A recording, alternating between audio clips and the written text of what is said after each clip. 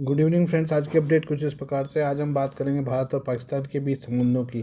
भारत और पाकिस्तान के बीच संबंधों में लगातार तनातनी बनी हुई है। तनाव की शुरुआत अप्रैल में पहलगाम में हुए आतंकी हमले से हुई। इसके बाद मई में भारत ने पाकिस्तान के खिलाफ ऑपरेशन सिंदूर लॉन्च किया। इसके चलते 7 से 10 मई तक दोनों देशों में भीषण संघर्ष देखने को मिला। इस दौरान भारतीय मिसाइलों ने पाकिस्तान के आतंकी ढांचों को निशाना बनाया। पाकिस्तान के रक्षा विशेषज्ञ को डर है कि एक बार फिर भारत की ओर से मिसाइल हमला हो सकता है। जियो टीवी के मुताबिक पूर्व राष्ट्रीय सुरक्षा सलाहकार NSA जनरल नासिर खान जंजुआ ने कहा कि भारत एक बार फिर पाकिस्तान पर मिसाइल दाग सकता है। उन्होंने कहा कि पाकिस्तान की आर्मी और सरकार को सतर्क रहने और तैयारी बनाए रखने की जरूरत है। लाहौर में एक कार्यक्रम में बोलते हुए जंजुआ ने दावा किया कि भारत की आंतरिक राजनीतिक स्थिति नए सिरे से पाकिस्तान पर आक्रामकता को संभव बनाती है। भारत की ओर से हमला हो सकता है, लेकिन उनको ये समझना चाहिए कि पाकिस्तान उसका प्रभावी ढंग से मुकाबला करेगा। जंजुआ ने यह भी कहा कि भारत की आंख में पाकिस्तान के चुभने की वजह इस्लामाबाद का एकमात्र इस्लामी परमाणु शक्ति होना है। कार्यक्रम में पाकिस्तान के पूर्व एयर मार्शल सेवानिवृत्त साजिद हबीब ने भी भारत के हमले का अंदेशा जताया। साथ ही उन्होंने अपनी एयरफोर्स का तारीफ करते हुए भारत की गीदड़ बबकी भी दी। उन्होंने कहा कि अगर भारत ने पाकिस्तान पर एक और हमला करने की हिम्मत की तो उसका पूरी मजबूती से जवाब दिया जाएगा। पाकिस्तान के पूर्व रियर एडमिरल सेवानिवृत्त NA रिजवी ने इस दौरान कहा कि ग्वादर बंदरगाह पूरी तरह से चालू नहीं हो जाता तब तक पाकिस्तान को गंभीर खतरों का सामना करना पड़ेगा। उन्होंने कहा कि हमारी नौसैनिक रक्षा क्षमता किसी हमले रोकने में सक्षम है, लेकिन ग्वादर का सक्रिय होना रणनीतिक गहराई के लिए बेहद जरूरी है। भारत और पाकिस्तान के बीच बीते हफ्ते से तीखी बयानबाजी देखने को मिल रही है। भारत के रक्षा मंत्री राजनाथ सिंह ने पाकिस्तान को सख्त संदेश दिया है। वहीं आर्मी चीफ उपेंद्र द्विवेदी ने अपने बयान में कहा कि आगे बार भारत संयम नहीं रखेगा। वायुसेना प्रमुख air chief marshal AP Singh ने भी पाकिस्तान से सख्ती से निपटने की बात कही है। पाकिस्तान के रक्षा मंत्री ख्वाजा आसिफ ने कड़ी प्रतिक्रिया देते हुए कहा कि भारत सरकार नागरिकों का ध्यान घरेलू चुनौती से भटकाने के लिए सब कर रही है। पाकिस्तानी सेना ने अपने बयान में कहा अगर दोनों देशों के बीच युद्ध हुआ तो भारी तबाही होगी। भारतीय रक्षा मंत्री और सेना के अधिकारियों के बयान पूरी तरह गैर जिम्मेदाराना है। वर्ष 2025 के चिकित्सा क्षेत्र के नोबेल पुरस्कार की घोषणा कर दी गई है। Royal Swedish academy of sciences ने सोमवार को फिजियोलॉजी या मेडिसिन के नोबेल पुरस्कार विजेताओं को नाम का ऐलान किया है। इस साल 3 वैज्ञानिकों मैरी ब्रूनको, फ्रेड राम्सडेल और सिमोन सकागुची को चिकित्सा क्षेत्र का नोबेल पुरस्कार मिला है। परिधीय प्रतिरक्षा सहिष्णुता, पेरिफेरल इम्यून टॉलरेंस से संबंधित खोजों के लिए तीनों को नोबेल पुरस्कार मिला है।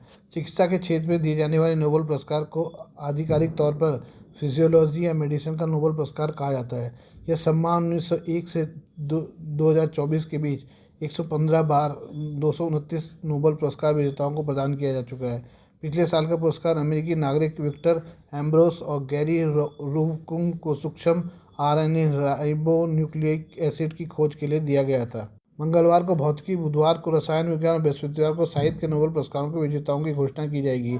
नोबेल शांति पुरस्कार की घोषणा शुक्रवार और अर्थशास्त्र में नोबेल मेमोरियल पुरस्कार की घोषणा 13 अक्टूबर को होगी। इसके बाद 10 दिसंबर को पुरस्कार समारोह आयोजित किया जाएगा। नोबेल पुरस्कार विजेताओं को एक स्वर्ण पदक, एक डिप्लोमा और नोबेल फाउंडेशन की ओर से वित्त पोषित एक नकद पुरस्कार मिलता है, जो नोबेल निधि का प्रबंधन करता है।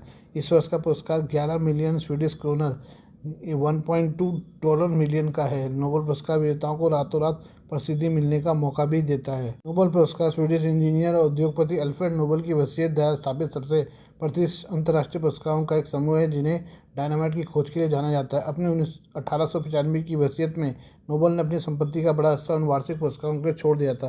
पहला नोबेल पुरस्कार 1901 में भौतिकी, रसायन विज्ञान, चिकित्सा, साहित्य और शांति के क्षेत्र में उत्कृष्ट उपलब्धियों के लिए प्रदान किया गया था। इसके बाद 1968 में स्वीडन के केंद्रीय बैंक स्वेरिगेस रिक्सबैंक ने अल्फ्रेड नोबेल की समिति में आर्थिक विज्ञान पुरस्कार की स्थापना की और इसकी श्रेणियों को बढ़ाकर 6 कर दिया। आइए हम बात करें कफ सिरप की। मध्य प्रदेश और राजस्थान में कोल्ड ड्रिंक कफ सिरप पीने से कई बच्चों की मौत की खबरों के बाद अब महाराष्ट्र सरकार हरकत में आ गई है। राज्य के खाद्य एवं औषधि प्रशासन FDA ने कोल्ड ड्रिंक सिरप के बैच संख्या SR13 पर तुरंत रोक लगा दी है। FDA ने चेतावनी जारी करते हुए कहा कि इस सिरप में जहरीले तत्व पाए गए हैं, जो स्वास्थ्य के लिए गंभीर खतरा पैदा कर सकते हैं। महाराष्ट्र FDA ने प्रेस नोट जारी कर कहा कि कदम मध्य प्रदेश और राजस्थान में बच्चों की दुखद मौतों के मद्देनजर उठाया है। जनता से अपील की गई कि वे इस सिरप का इस्तेमाल तुरंत बंद कर दें। सभी लाइसेंसधारियों को निर्देशित किया गया कि अगर उनके पास SR13 बैच का सिरप है तो उसकी बिक्री, वितरण और उपयोग तुरंत रोक दें और स्थानीय ड्रग कंट्रोलर को इसकी जानकारी दें। शिकायत नंबर: नागरिक इस दवा की जानकारी सीधे FDA को टोल फ्री नंबर 1800-222-365 पर दे सकते हैं। महाराष्ट्र FDA इस सिरप को बनाने वाली कंपनी श्रीसन फार्मा, जो तमिलनाडु के कांचीपुरम में स्थित है, के ड्रग कंट्रोल अथॉरिटी से भी संपर्क में है। मध्य प्रदेश के छिंदवाड़ा जिले में इसी सिरप से 10 से अधिक बच्चों की मौत के बाद स्वास्थ्य विभाग ने सख्त कार्रवाई की है। सरकारी डॉक्टर प्रवीण सोनी को निलंबित कर दिया गया है। उन पर आरोप है कि उन्होंने अपनी निजी क्लिनिक में शिशुओं की बिना उचित जांच किए दवा लिख दी थी। दवा पीने के बाद बच्चों को तेजी से पेशाब में दिक्कत और फिर किडनी फेल होने जैसी समस्या हुई, जिनसे उनकी जान चली गई। विभागीय जांच में माना गया कि अगर समय पर सही इलाज मिलता तो बच्चों को बचाया जा सकता था। प्रारंभिक जांच में पाया गया कि कोल्ड ड्रिंक सिरप में डायएथिलीन ग्लाइकोल की मात्रा अनुमत सीमा से अधिक थी। यह तत्व बच्चों की किडनी के लिए बेहद खतरनाक होता है। केंद्रीय स्वास्थ्य मंत्रालय ने सभी राज्यों के साथ एक उच्च स्तरीय बैठक की और दवा की गुणवत्ता मानकों पर जोर दिया। तमिलनाडु स्थित विनिर्माण इकाई सीसन फार्मा के खिलाफ नियामक कार्रवाई की गई है। उसका लाइसेंस रद्द करने की सिफारिश की गई है। साथ ही कंपनी पर आपराधिक कार्रवाई भी शुरू कर दी गई है। राजस्थान सरकार ने कहा है कि वहाँ हुई 4 मौतों का सीधा संबंध दवा की गुणवत्ता से नहीं पाया गया है, फिर भी पूरी सतर्कता बरती जा रही है। वहीं महाराष्ट्र सरकार ने कहा है कि नागपुर के अस्पताल में भर्ती बच्चों को बेहतर इलाज दिया जा रहा है और मामले की गहन जांच चल रही है। करते हैं पाकिस्तान ने दावा किया कि मई में भारत के साथ 4 दिनों तक चले युद्ध के दौरान चीन निर्मित हथियारों ने बेहद अच्छा प्रदर्शन किया। यह दावा पाकिस्तानी सेना के propaganda wing inter services public relation ISPR के महानिदेशक लेफ्टिनेंट जनरल अहमद शरीफ चौधरी ने ब्लूमबर्ग को दिए एक इंटरव्यू में किया। जनरल चौधरी ने यह दावा तब किए हैं जब भारत ने ऑपरेशन सिंदूर के दौरान पाकिस्तान के PL-15 मिसाइलों को मार गिराया था। इस दौरान भारतीय हथियारों की मारक क्षमता देखने को मिली थी। ब्लूमबर्ग को दिए इंटरव्यू में लेफ्टिनेंट जनरल अहमद शरीफ चौधरी ने कहा, हम हर तरह की तकनीक के लिए तैयार हैं। उन्होंने ऑपरेशन सिंदूर के दौरान पाकिस्तानी हथियारों को लेकर कहा, बेशक हाल ही में चीनी प्लेटफॉर्मों ने असाधारण प्रदर्शन किया है। पाकिस्तान यह दावा करता रहा कि मई में हुई झड़पों के दौरान उसने जीत हासिल की है, लेकिन वो भारत को हुए किसी भी तरह के नुकसान का कोई सबूत पेश नहीं कर सका। वहीं भारत ने दुनिया को दिखाया है कि उसने न सिर्फ पाकिस्तान के आतंकी ठिकानों बल्कि उनके एयरबेसों को कैसे तबाह किया। मई में हुए 4 दिवसीय भारत पाकिस्तान संघर्ष में पाकिस्तान ने बड़े पैमाने पर चीन निर्मित आधुनिक हथियारों का इस्तेमाल किया था। इनमें PL-15 मिसाइलें, HQ-9P जमीन से हवा में मार करने वाली मिसाइलें, JF-17 और J-10 लड़ाकू विमान शामिल थे। हालांकि भारत के एयर डिफेंस ने चीन के इन हथियारों को हवा में ही धुआं कर दिया था। इस दौरान भारत की ब्रह्मोस सुपरसोनिक मिसाइल और आकाश तीर वायु रक्षा प्रणाली ने जबरदस्त प्रदर्शन किया। लेफ्टिनेंट जनरल अहमद शरीफ चौधरी ने ब्लूमबर्ग को दिए साक्षात्कार में यह भी दावा किया कि पाकिस्तान ने 7 भारतीय लड़ाकू विमानों को मार गिराया था, जिससे यह शंका बढ़ गई।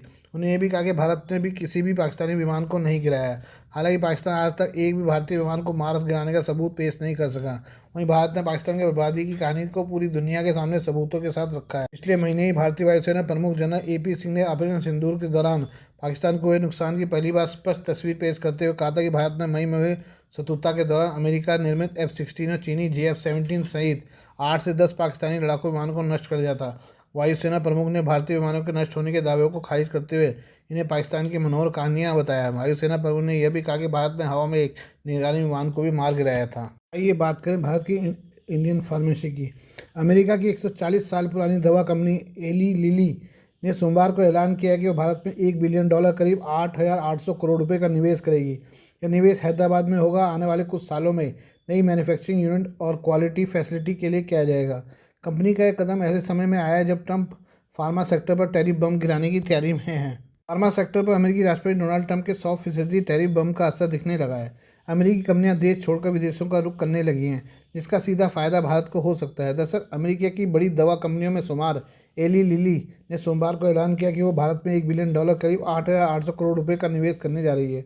यह निवेश आने वाले कुछ सालों में नई मैन्युफैक्चरिंग यूनिट और क्वालिटी फैसिलिटी के लिए किया जाएगा। कंपनी का कदम ऐसे समय आया जब ट्रंप फार्मा सेक्टर पर टैरिफ बम गिराने की तैयारी में। ऐसे में एली लिली का भारत रुख मेक इन इंडिया अभियान को बड़ा बूस्टर देने वाला साबित हो सकता है। कैंसर समेत कौन कौन सी दवाएं बनाती है कंपनी? एली लिली के मुताबिक यह निवेश कॉन्ट्रैक्ट मैन्युफैक्चरिंग को मजबूत करेगा और दुनिया भर के मरीजों तक मोटापे, डायबिटीज़, अल्जाइमर, कैंसर और ऑटोइम्यून बीमारियों की दवाएं पहुंचाने में मदद करेगा। यह निवेश भारत के हेल्थ केयर सेक्टर को ग्लोबल लेवल पर नई पहचान देने की दिशा में अहम कदम माना जा रहा है। 40 साल पुरानी है कंपनी, 47,000 कर्मचारी काम करते हैं। एली लिली अमेरिका की सबसे बड़ी कंपनियों में से एक है और इसकी गिनती टॉप 5 बड़ी कंपनियों में होता है। इसका मार्केट कैप $795 बिलियन यानी करीब 70 लाख करोड़ रुपए से भी ज़्यादा है। 140 साल पुरानी कंपनी के 18 देशों में ऑफिस हैं और करीब 125 देशों में दवाएं सप्लाई करती है। कंपनी के पास करीब 47,000 कर्मचारियों का वर्कफोर्स है।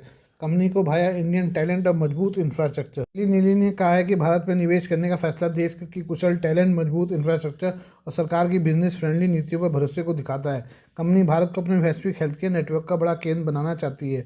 वहीं इन्वेस्ट इंडिया की सीईओ निविति राय ने कहा कि एली नीली का निवेश भारत की क्षमता और नीतिगत स्थिरता पर उनके भरोसे को दर्शाता है। यह न केवल हेल्थ केयर को मजबूत करेगा बल्कि देश में मैन्युफैक्चरिंग को भी गति देगा। कंपनी ने बताया कि वो हैदराबाद में नई मैन्युफैक्चरिंग और क्वालिटी फैसिलिटी स्थापित करेगी। यह हब पूरे भारत में एली नीली के कॉन्ट्रैक्ट मैन्युफैक्चरिंग नेटवर्क की निगरानी करेगा और उन्नत तकनीकी सुविधाएं प्रदान करेगा। तेलंगाना के मुख्यमंत्री रेवंत रेड्डी का कहना है कि एली नीली का विस्तार दिखाता है कि हैदराबाद अब ग्लोबल हेल्थ केयर इनोवेशन का पावर हाउस बन चुका है। हाल ही में कंपनी ने यहाँ इनोवेशन साइट शुरू की थी, अब नया मैन्युफैक्चरिंग हब भी आ रहा है। कंपनी ने बताया कि वो तुरंत engineer, chemist, analytical scientist, quality control और मैनेजमेंट जैसे पदों पर भर्ती शुरू कर देगी। एली लीली इंटरनेशनल के प्रेसिडेंट पैट्रिक जॉनसन ने कहा, यह निवेश भारत को हमारे ग्लोबल नेटवर्क का अहम हिस्सा बनाएगा। हमें विश्वास है कि भारत हेल्थ केयर मैन्युफैक्चरिंग का नया केंद्र बनेगा।